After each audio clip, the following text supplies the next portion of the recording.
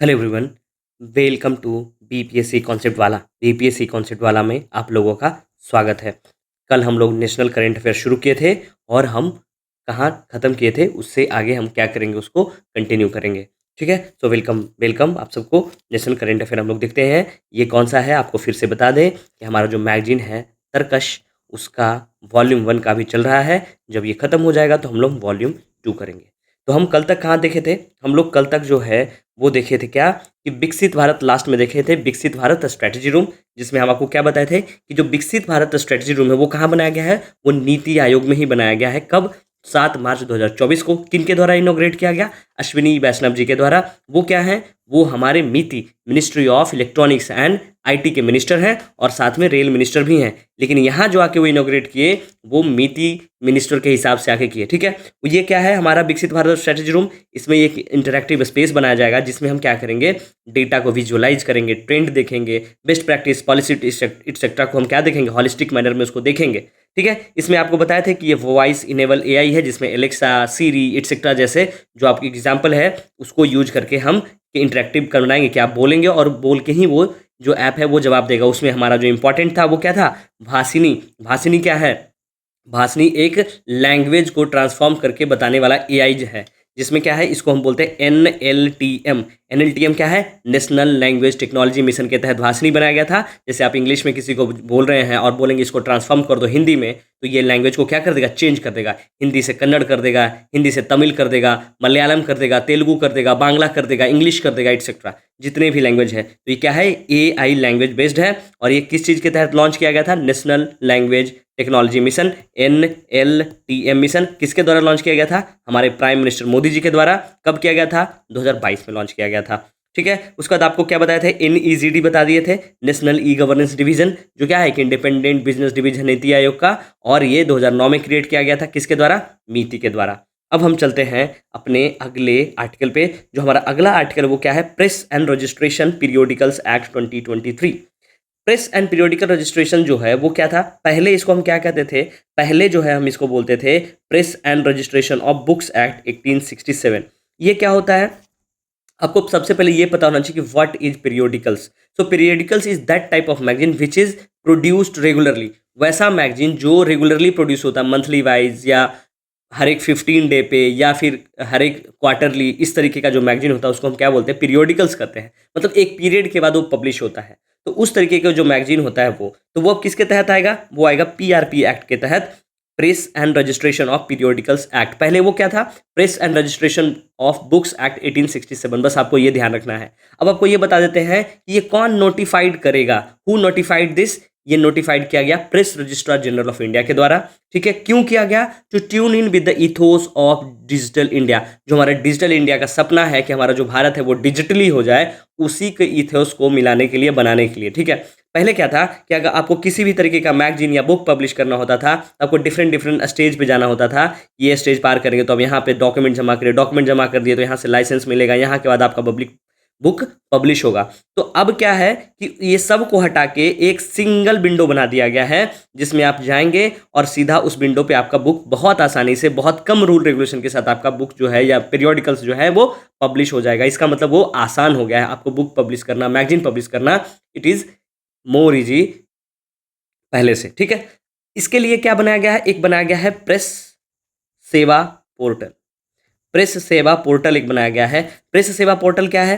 Press सेवा portal जो है ये क्या इंश्योर करेगा कि जो हमारा प्रोसेस है उसको इंश्योर करेगा कि ये पेपरलेस प्रोसेसिंग हो। जैसे आपको ई साइन का फैसिलिटी दिया जाएगा। ठीक है, ई साइन का फैसिलिटी दिया जाएगा। और क्या? डिजिटल पेमेंट गेटवे दिया जाएगा कि आपको पेमेंट करने के लिए वहीं क्यूआर कोड लगा रहे, है ना। क्यूआर कोड बेस्ड सर्टिफिकेट्स मिल जाएगा कि आपको पेपर से ना लेना पड़े, आप क्यूआर कोड स्कैन करिए और आपको सर्टिफिकेट मिल जाएगा अपने पब्लिशर का।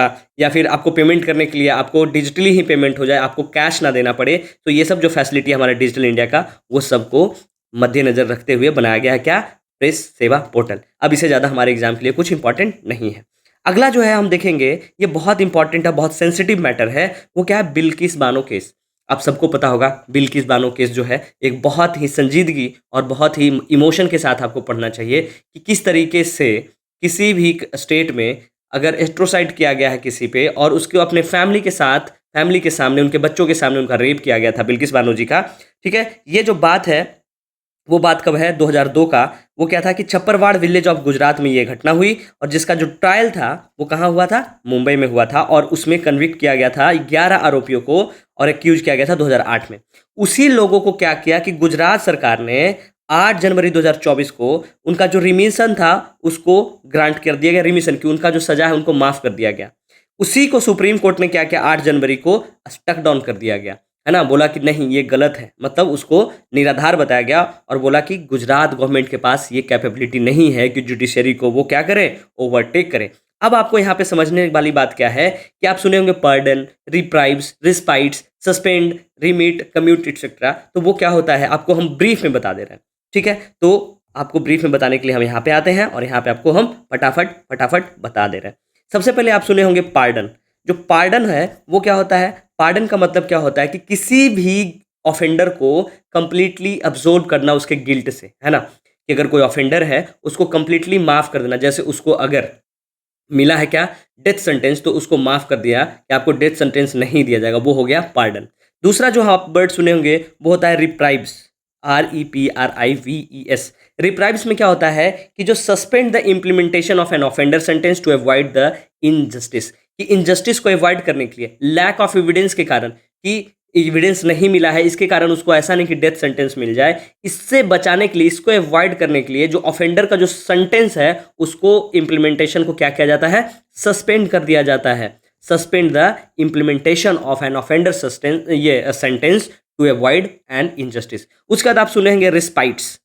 ठीक है, रिस्पाइट्स क्या होता है, रिस्पाइट्स जो है किसी के जो सेंटेंस है, जैसे आपको 4 साल या 8 साल का कोई सजा मिला, सेंटेंस मिला, उसमें डिले करना, बट उसमें देर से आपको वो ये क्या करना, आपको सजा सुनाना, लेकिन no way to modify a sentence और address question due to due process और गिल्ट और इनोसेंस। इसमें क्या हो, आपको देरी करेंगे लेकिन उसमें मॉडिफाई नहीं किया जा सकता है कि आपका जो सेंटेंस मिला था 4 साल का वो उसको घटा के 3 साल किया जाएगा, नहीं, देर होगा आपको सेंटेंस देने में, लेकिन आपको जितना सेंटेंस मिला है ड्यू प्रोसेस ऑफ गिल्ट और इनोसेंस के कारण वो आपको मिलना ही है। अब उसका चौथा जो आप सुने होंगे कि सस्पेंड।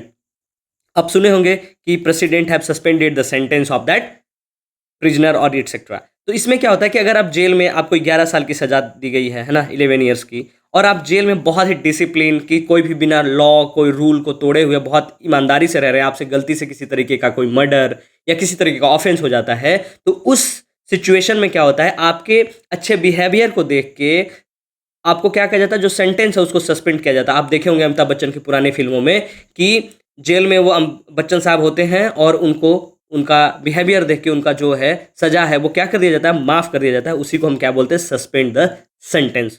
उसका तो आप एक सुने होंगे रिमिट, है ना, जो रेमिशन अभी मिला है उसमें क्या होता है कि to reduce a period of time that someone must spend in prison, कि जैसे आपको 11 साल का सजा मिला है या 12 साल का या 16 साल का या 18 साल का या 4 साल का, जो भी हो वॉट एवर, उसमें क्या है कि आपको रिड्यूस, आपका जो पीरियड ऑफ टाइम है कि आपको 11 साल रहना, उसको कम कर दिया जाता है।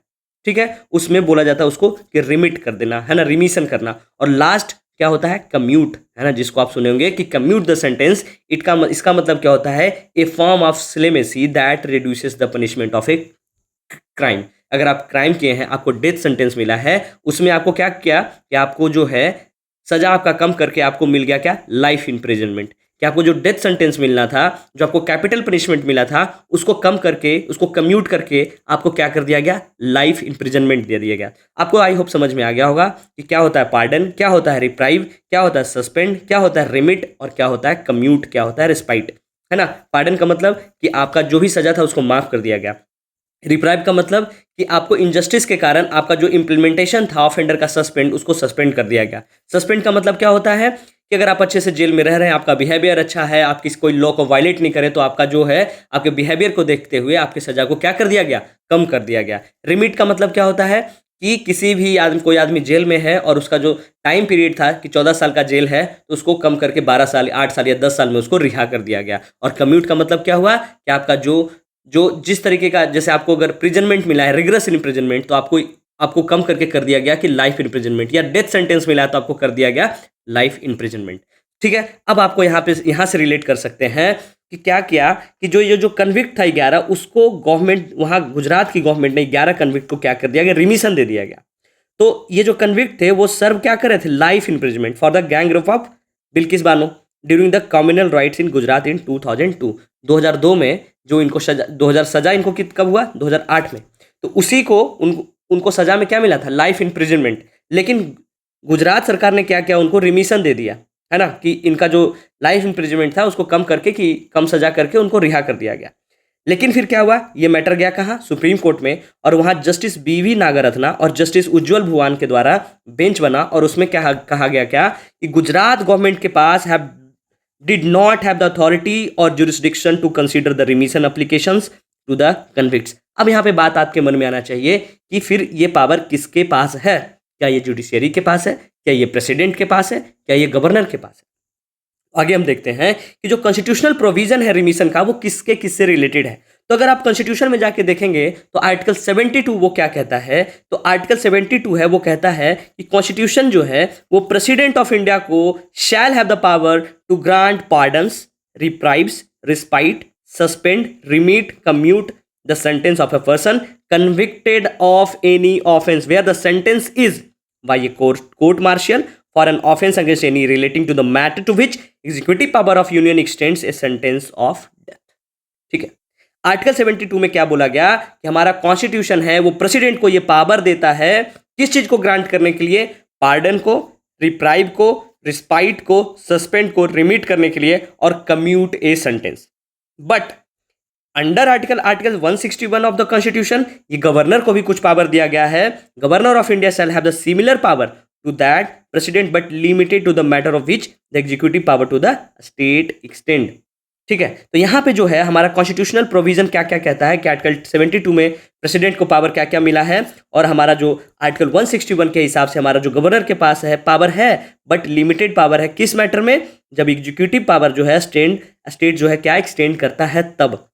अगर हम लीगल प्रोविजन की बात करेंगे रिलेटेड टू रिमिशन, आपको क्या बताया रिमिशन क्या होता है, to reduce a period of time that someone must spend in prison, कि अगर वो जेल में काट लिया है और उसको लाइफ इम्प्रिजनमेंट मिला है तो उसके जो लाइफ इम्प्रिजनमेंट का जो टाइम है उसको कम करके पहले ही उसको रिहा कर देना, दैट इज कॉल्ड रिमिशन। तो वो अप्रोप्रिएट स्टेट ऑफ जो है स्टेट गवर्नमेंट के अंदर आता है सेक्शन 432 में, और क्रिमिनल प्रोसीजर कोड सीआरपीसी जो है हमारा 1973 के हिसाब से कि वो मे रिमिट द होल, या तो पूरा का पूरा वो रिमिट कर सकता है, या फिर part of the punishment to which a convict has been sentenced, है ना। लीगल प्रोविजन ये है कि स्टेट गवर्नमेंट के पास भी पावर है किसके तहत, सीआरपीसी के तहत, क्रिमिनल प्रोसीजर कोड 1973 के तहत सेक्शन 432 के अंतर्गत ये पावर है कि वो किसी के भी सेंटेंस को या तो पूरा, रिमिट द होल, और part of the punishment to which the convict has been sentenced.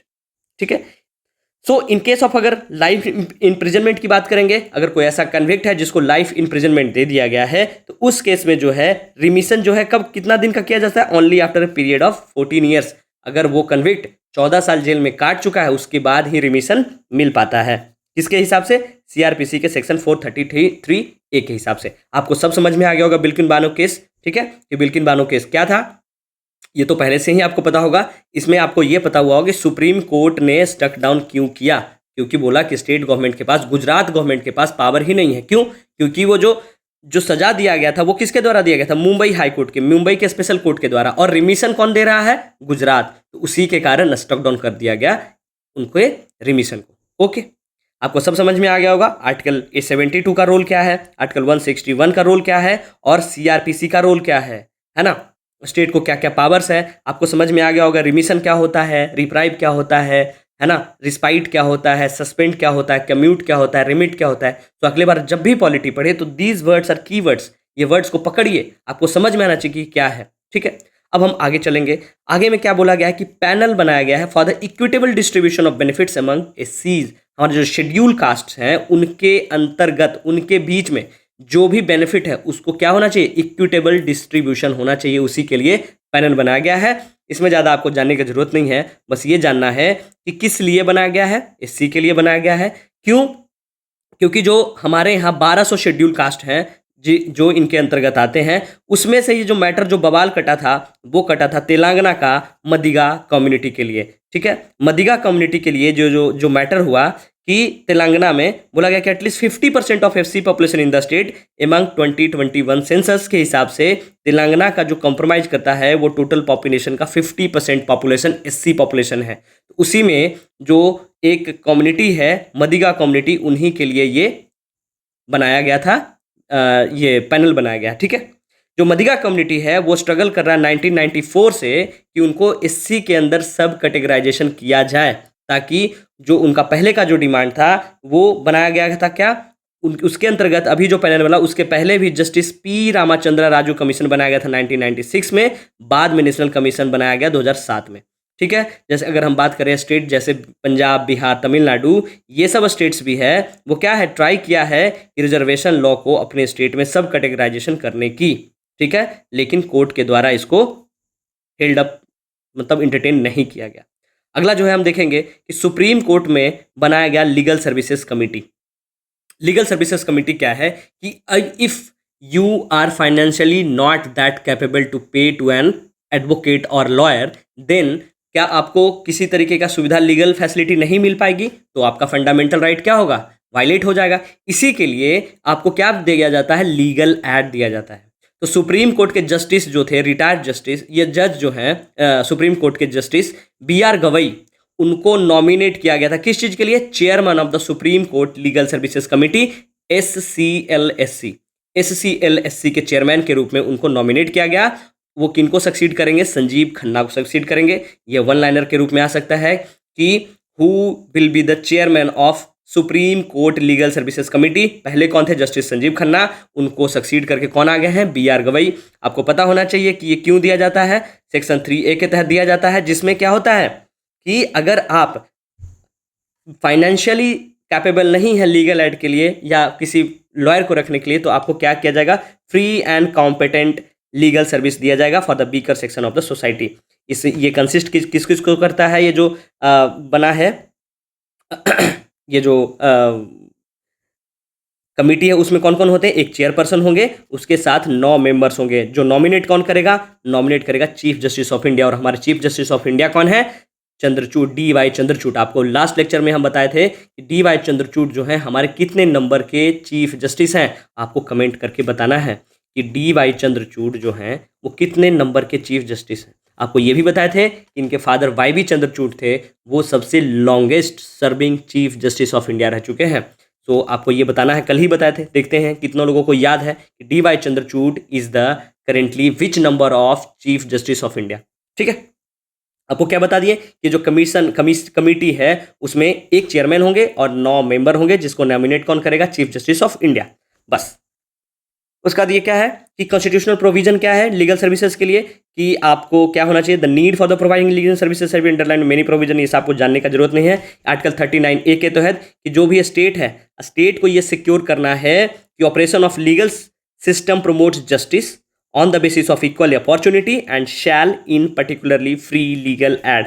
ठीक है, ये आर्टिकल 39 में हमारा फंडामेंटल राइट में मेंशन है कि स्टेट को सिक्योर करना है कि लीगल सिस्टम जो है वो जस्टिस प्रमोट करे on the basis of equal opportunity. ऐसा नहीं कि अगर कोई अमीर है तो उसको जस्टिस जल्दी मिल जा रहा है, या फिर कोई गरीब है उसको ये जो जस्टिस है वो डिले हो रहा है। नहीं, वो कब कैसे होना चाहिए, equal basis on equal opportunity and shall particularly provide free legal aid.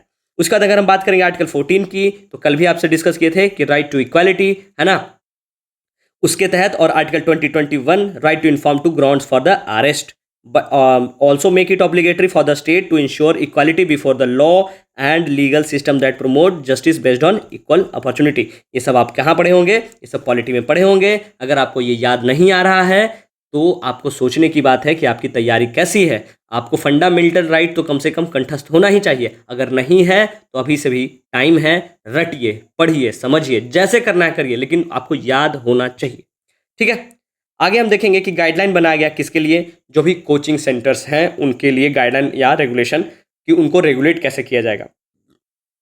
ये कैसे हुआ, मिनिस्ट्री ऑफ एजुकेशन के द्वारा प्रिपेयर किया जा रहा है क्या, कि गाइडलाइन बनाया जाएगा regulation of coaching centre in the country, जो भी स्टेट या यूटी में चल रहा है उसके लिए। ये नीड क्या हुआ गाइडलाइन बनाने का, तो आपको पता है कि इलीगल तरीके से जो भी कोचिंग्स हैं सेंटर की, डोमेस्टिक बिल्डिंग में भी कॉमर्शियल काम किया जा रहा है ना, ना तो ढंग से एयरी है, ना तो ढंग से वहाँ वेंटिलेशन की सुविधा है, ना तो ढंग से आने जाने की सुविधा है, ना तो गाड़ी पार्किंग की सुविधा है।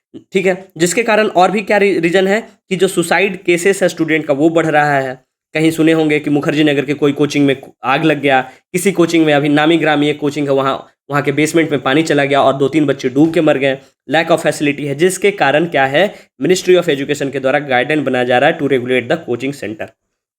अगर हम बात करेंगे कॉन्स्टिट्यूशनल प्रोविजन फॉर एजुकेशन, तो अभी वो क्या है, कॉन्करेंट लिस्ट में है। लेकिन ये पहले क्या था, कॉन्करेंट लिस्ट में था ये? जी नहीं, ये पहले स्टेट लिस्ट में था। ये 42nd कॉन्स्टिट्यूशनल अमेंडमेंट 1976 हुआ और उसमें हम क्या किए कि 5 ऐसे सब्जेक्ट थे जिसको हम स्टेट लिस्ट से उसको ट्रांसफर करके हम किस में डाल दिए, कॉन्करेंट लिस्ट में।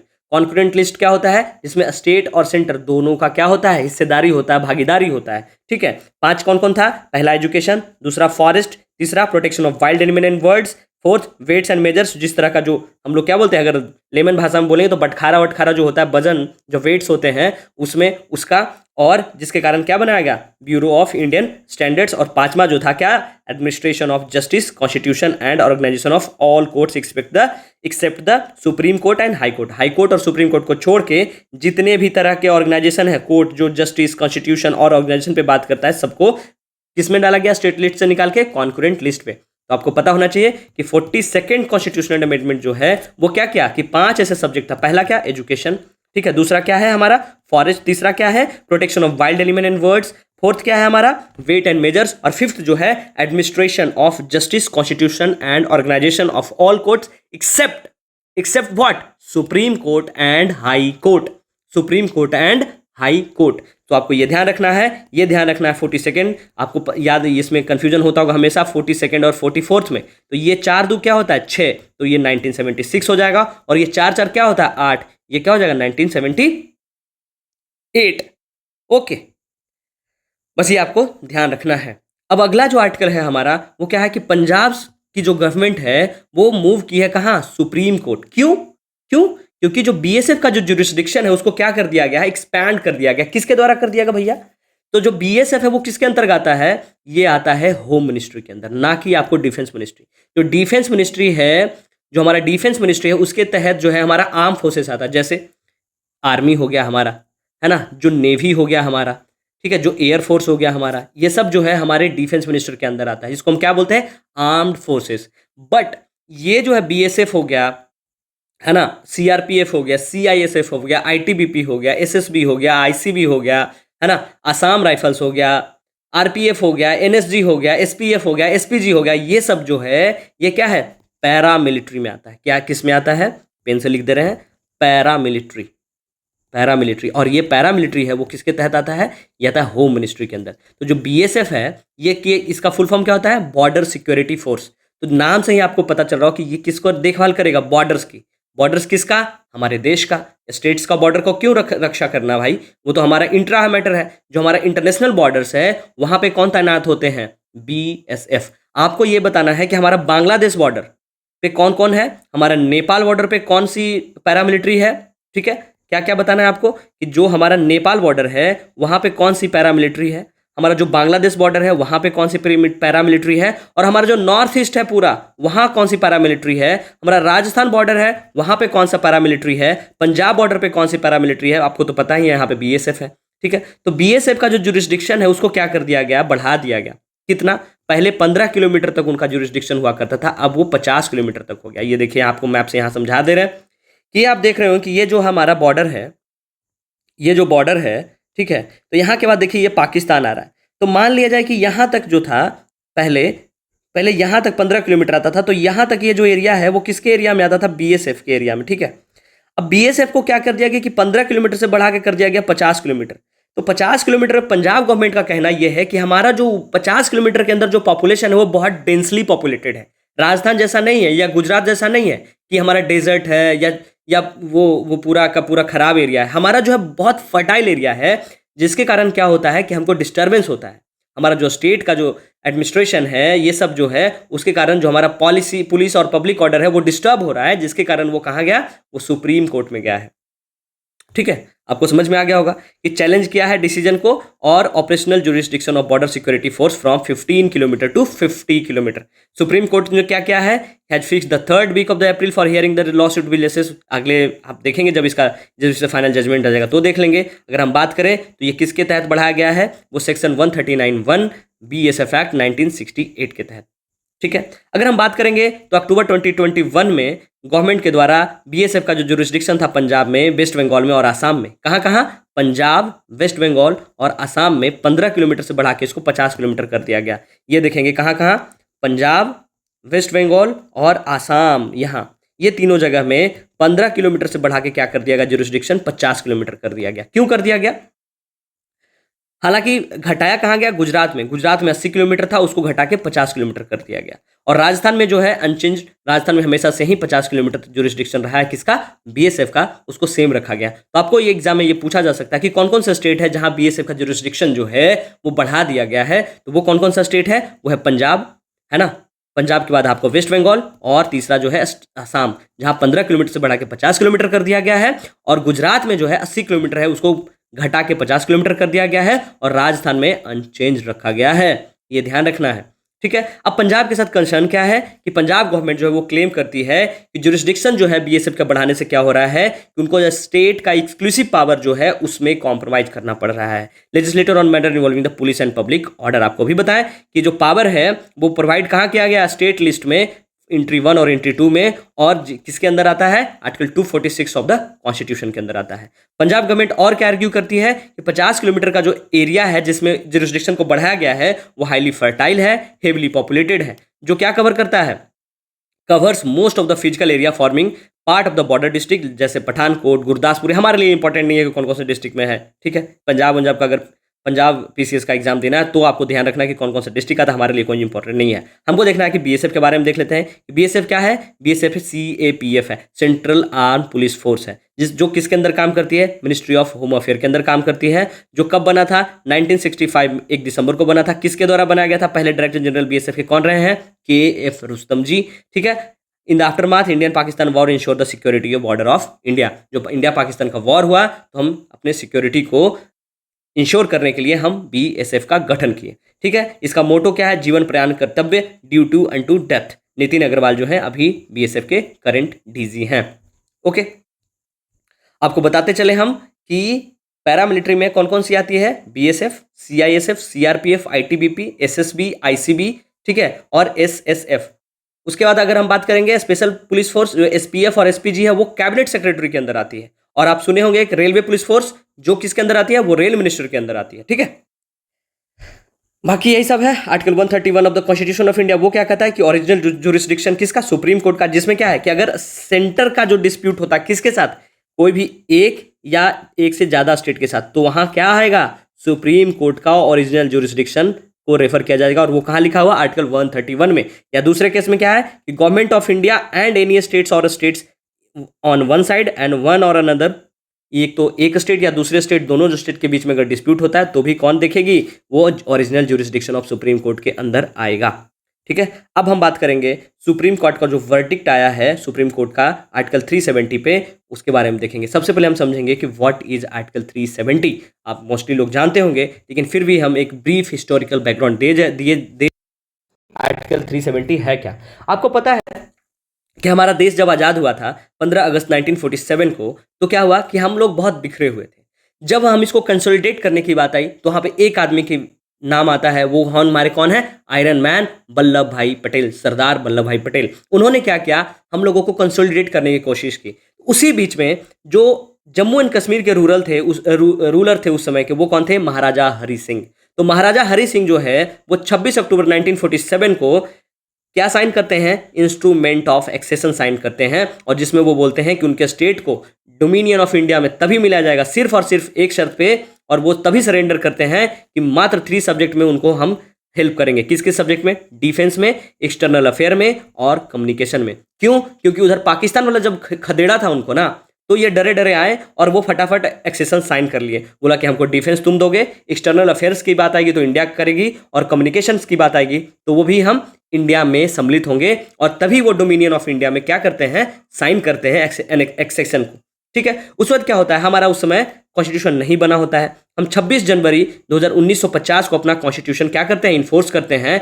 तो इसी के अंतर्गत हम क्या करते हैं कि पार्ट 21 के अंदर हम एक आर्टिकल देते हैं, आर्टिकल 370, और जो उसको हम क्या बोलते हैं कि वो टेम्परेरी और ट्रांजिशनल प्रोविजन होगा। बाद में क्या होता है, आर्टिकल 370 है वो ऑपरेटिव होता है कब, 17 नवंबर 1952 को, और कौन कौन से प्रोविजन के साथ कि जो इंस्ट्रूमेंट ऑफ एक्सेशन है वो क्या करेगा, वो क्या देगा, पार्लियामेंट को पावर देगा to legislate in respect of Jammu and Kashmir only on, कौन से मैटर पे जम्मू कश्मीर को लेजिस्लेट करेगा, only on defence, external affairs and communication, only on 3 matters, defence, external affairs and communication. कब दिया, 70 नवंबर 1952 को, है ना। और किसको दिया, ये इंडियन पार्लियामेंट को दिया कि जो हमारा जो इंस्ट्रूमेंट है एक्सेशन है वो इंडियन पार्लियामेंट को 3 ही चीज में लेजिस्लेट करने की पावर देती है। First one defence, second one external affairs and third one communications. ठीक है, उसके बाद क्या है, except article 1 and article 370 itself, article 1 को छोड़ दिया जाए और आर्टिकल 370 को छोड़ दिया जाए, तब क्या होगा, it exempts Jammu and Kashmir from the application of constitution of India and permits the state to draft its own constitution. उसके बाद आर्टिकल 1 और आर्टिकल 370 को छोड़ के ये क्या दिया गया पावर कि जम्मू एंड कश्मीर खुद के लिए क्या कर सकता है, अपना कॉन्स्टिट्यूशन ड्राफ्ट कर सकता है। इसी को हम क्या बोलते हैं, आर्टिकल 370। आपको बताना है कि आर्टिकल 370 को कब हटा दिया गया, ठीक है, कौन से डेट को हमारे होम मिनिस्टर के द्वारा इसको रिवोक कर दिया गया, अनकॉन्स्टिट्यूशनल कर दिया गया, है ना। उसी दिन आपको क्या घोषित कर दिया जाता है कि जम्मू एंड कश्मीर एक अलग यूटी होगा और लद्दाख जो है वो अलग यूटी होगा। आपको क्या करना है, डेट का नाम, किस डेट को किया गया वो आपको कमेंट बॉक्स में बताना है ना। अगर आपको याद नहीं आ रहा है तो आप खोजिए, पढ़िए, पढ़ने के बाद जरूर मैसेज करिए, ठीक है, हमको अच्छा लगेगा। यही था, ठीक है। इसके बाद क्या किया गया कि आर्टिकल 370 जो है वो क्या हुआ, could be abrogated and amended only upon the recommendation of a state constitutional assembly. बोला गया कि 370 को अगर हटाना है तो वो किसके रिकमेंडेशन पे हटेगा, या उसको अमेंड करना है तो वो किसके ये रिकमेंडेशन पे हटेगा, स्टेट के कॉन्स्टिट्यूशनल असेंबली को। हमारे अमित शाह ने क्या किया कि सबसे पहले स्टेट के कॉन्स्टिट्यूशनल असेंबली को ही हटा दिया गया, है ना। कि असेंबली ही नहीं है तो उसका रिकमेंडेशन कहाँ से आएगा। सबसे पहले क्या किए कि उसके स्टेटहुड को हटा के उसको यूनियन टेरिटरी घोषित कर दिए और उसके बाद आर्टिकल 370 को एब्रोगेट कर दिए। ये होता है मास्टर स्ट्रोक, ठीक है। उसका 1952 में क्या हुआ था कि government of India and state of Jammu Kashmir inter into agreement, जिसको हम क्या बोलते हैं, दिल्ली एग्रीमेंट। ये भी ध्यान रखना है, आपसे सीधा सीधा पूछ सकता है कि दिल्ली एग्रीमेंट कब साइन किया गया था। वो साइन किया गया था 1952 में, किसके किसके द्वारा, government of India and state of Jammu and Kashmir. 1952 में क्या हुआ, 1954 में क्या हुआ कि constitutional assembly of Jammu and Kashmir approve the state accession to India as well as Delhi agreement. ये दोनों को क्या कर दिया गया, एक्सेशन कर दिया गया। Then the president issued the constitution application to Jammu and Kashmir order 1954। उसके बाद क्या होता है, प्रेसिडेंशियल ऑर्डर आता है 1954 में, जो ग्रांट क्या करता है, ग्रांट करता है territorial integrity to Jammu and Kashmir and introduce क्या करता है, आर्टिकल 35A, जो क्या कन्फर करता है, special rights to permanent citizen of Jammu and Kashmir. Article 35A जो अब क्या है, नल एंड वॉइड हो गया है। अब आपको यही समझ में आ गया होगा कि जब ये 370 हटाया गया, कैसे कैसे हटाया गया, इसका जो लॉ है वो आपको समझ में आ गया कि ये कैसे हटाना था, कि रिकमेंडेशन ऑफ स्टेट असेंबली। पहले हम क्या कर दिया, स्टेट असेंबली को ही खत्म कर दिए। जब स्टेट असेंबली ही नहीं रही तो उसका रिकमेंडेशन का क्या मतलब बनता है, और हम लोग क्या किए, आर्टिकल 370 को रिवोक कर दिए। उसी को चैलेंज कहाँ किया गया था, सुप्रीम कोर्ट में चैलेंज किया गया। और सुप्रीम कोर्ट में जब चैलेंज किया गया तो हमारे chief justice of India DY Chandrachud हैं, वो क्या बोले चंद्रचूड़ साहब कि ये उसको क्या किए, अपहेल्ड किए, वैलिड सपोर्ट किए, सही ठहराए, सपोर्ट किए क्या, कि validity of the union government of 19 decision, 2019 में जो डिसीजन लिया गया था सेंट्रल गवर्नमेंट के द्वारा, वो क्या था, सही था। और जो डिसीजन था किसका, to repeal the special status of Jammu and Kashmir under article 370 of the constitution, it was correct, ठीक है, ये सही था। अगर हम बात करें सुप्रीम कोर्ट जजमेंट की तो कौन कौन सा की एस्पेक्ट है वो आप खुद से पढ़ लीजिएगा। आर्टिकल 370 का मतलब क्या था कि टेम्पोररी प्रोविजन है, Jammu and Kashmir did not retain the element of sovereignty. ये सब खुद से पढ़ लीजिएगा, हमारे एग्जाम के लिए बहुत ज़्यादा इंपॉर्टेंट नहीं है। आप पॉलिटी में सब कुछ पढ़े होंगे, कैसे कैसे हुआ, हिस्ट्री में भी पढ़े होंगे, ठीक है, आफ्टर इंडिपेंडेंस वाले में, ठीक है। अब हम अगला जो है वो क्या देखेंगे, पोस्ट ऑफिस एक्ट 2023 क्या है वो देखेंगे। हमारा जो पोस्ट ऑफिस एक्ट है 2023 वो क्या है कि जो प्रेसिडेंट हमारी जो मैडम है द्रौपदी मुर्मू, उनके द्वारा असेंट दिया गया है पोस्ट ऑफिस बिल 2023 को। किस चीज के लिए? To revitalize post office in December 2023। ये जो एक्ट है वो किसको रिप्लेस करेगा? इंडियन पोस्ट ऑफिस एक्ट 1898 1898 के जो इंडिया पोस्ट ऑफिस एक्ट है उसको रिप्लेस करके क्या आ गया? Post office act 2023। और इसको एसेंट किसके द्वारा दे दिया गया? हमारी प्रेसिडेंट मैडम मुर्मू के द्वारा। इसका जो की प्रोविजन क्या है कि ये जो ऑथराइज क्या करेगा? पोस्ट ऑफिस एम्प्लॉय को या तो ओपन रहे या डिटेन एनी आइटम, किसी भी आइटम को या तो खोल सकते हैं या डिटेन कर सकते हैं ड्यूरिंग ट्रांसमिशन के दौरान। किस चीज में? In the interest of national security और पब्लिक सेफ्टी। कि पब्लिक सेफ्टी का बात बता के या तो नेशनल सिक्योरिटी की बात बता के किसी भी पोस्टल ऑर्डर को, किसी भी डब्बे को, किसी भी पार्सल को वो खोल सकते हैं या डिटेन कर सकते हैं, डिटेन करके रख सकते हैं कि आगे नहीं जाएगा। In the matter of interest of national security और public safety. India Post will not be incur any liability with regard to its services except any liability prescribed through the rules. आपको बताते चले कि director general of postal services जो हैं will be appointed to the head India Post के जो head होते हैं वो कौन होते हैं? Director general of postal services. He will have the powers to make regulations on various matters including tariff of services and supply of postage stamps। आपको बस ध्यान क्या रखना है कि इंडियन पोस्ट ऑफिस एक्ट 1898 को रिप्लेस कौन करेगा? Post office act 2023। और इसमें क्या दिया गया कि किसी भी पार्सल को वो खोल सकता है, ओपन कर सकता है या डिटेन किया जा सकता है in the interest of national security और public safety.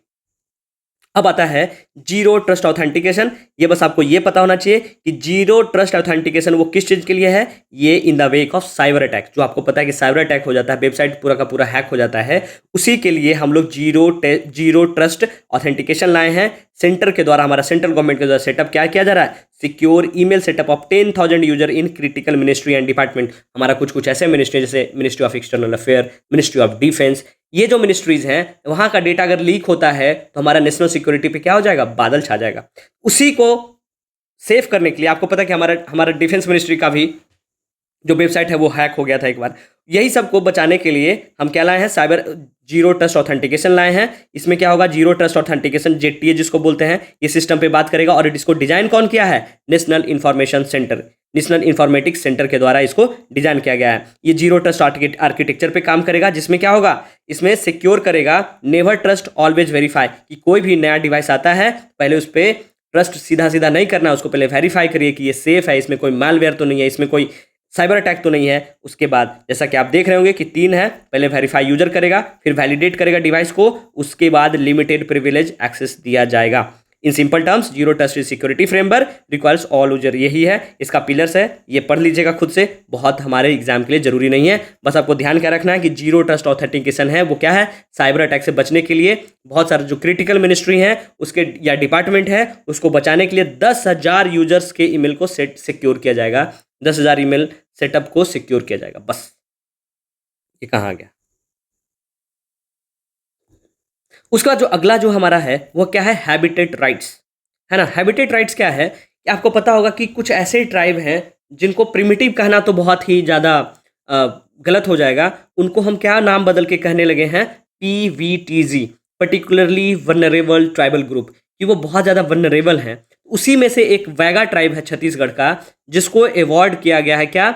Habitat right under the forest rights act 2006, है ना। जिसमें एग्जैक्टली एक महीना पहले एक कमर ट्राइब है, उनको भी PBTG, जो दूसरे PBTG हैं उनके तहत ये राइट दिया गया था। आपको क्या बताना है कि मिनिस्ट्री ऑफ ट्राइब के द्वारा कितने पर्टिकुलरली वनरेबल ट्राइब ग्रुप को आइडेंटिफाई किया गया, नंबर ऑफ ट्राइब्स बताना है आपको, कमेंट करके बताना है, ठीक है, कि कितने ट्राइब्स को PBTG ट्राइब के अंदर, PBTG ग्रुप के अंदर रखा गया है। उसी में से एक बैगा ट्राइब है और दूसरा कमर ट्राइब है, ये दोनों को हैबिटेट राइट्स दिया गया है। अब आपको ये दिमाग में आएगा कि हैबिटेट राइट्स है क्या। हैबिटेट का मतलब आपको समझ में आ रहा होगा कि अब जहाँ पे रह रहे हैं, जहाँ आपका क्या है, इकोसिस्टम है। तो हैबिटेट राइट्स जो है वो क्या रिकॉग्निशन प्रोवाइड करता है? कम्युनिटी कंसर्न्ड राइट्स, है ना। जो कम्युनिटी में वो रह रहे हैं वहाँ की कौन कौन सा rights? Over the customary territory of habitation, socio cultural practices, livelihood means, knowledge of biodiversity and ecology, traditional knowledge of use of natural resources as well as protection and conservation of their natural and cultural heritage. ये सब जो है कि कोई socio cultural practice कर रहे हैं या किसी का लाइवलीहुड मीन्स के लिए है या कोई बायोडाइवर्सिटी का उसको नॉलेज है, इकोलॉजी का नॉलेज है या ट्रेडिशनल नॉलेज है कि किसी रोग को या किसी चीज़ को ट्रीट कर दे रहा है, वो ट्रेडिशनल नॉलेज को, यूज ऑफ नेचुरल रिसोर्सेज या उसका प्रोटेक्शन या कंजर्वेशन के लिए कुछ वो जानता है, तो उसको वहां से हटाया नहीं जाएगा और उनको क्या दिया जाएगा, हैबिटेट राइट दिया जाएगा।